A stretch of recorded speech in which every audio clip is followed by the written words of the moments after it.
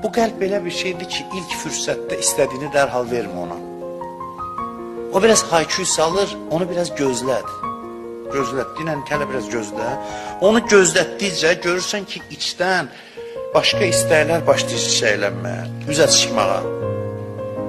Sağlam qəlb bütün istəklərini tanıyan qəlbdir. Bilir mən nələr istəyirəm, hamısını tanıyır.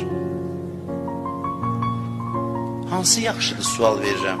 Bütün istəkləri bilmək, yoxsa bəzi istəkləri ancaq uyğun yaşamaq? Axırda da heç nə əldə eləməmək. Bizim qəlbimizi diriltməkdən başqa çarəmiz yoxdur yaxşı yaşamaq üçün, ləzzətli yaşamaq üçün. Biz nə istədiyimizi bilməliyik. İnsan o qədər mürəkkəb varlıqdır ki, özü öz içindən baş çıxartmır. Gərək insan özünü kəşf eləsin, qəlbini üzə çıxartsın ki, mən nələri istəyirəm, nə istəyirəm, istəklərini tapsın. Misal üçün yenə də sevilmək istəyi. İnsan sevilməyi istəyir.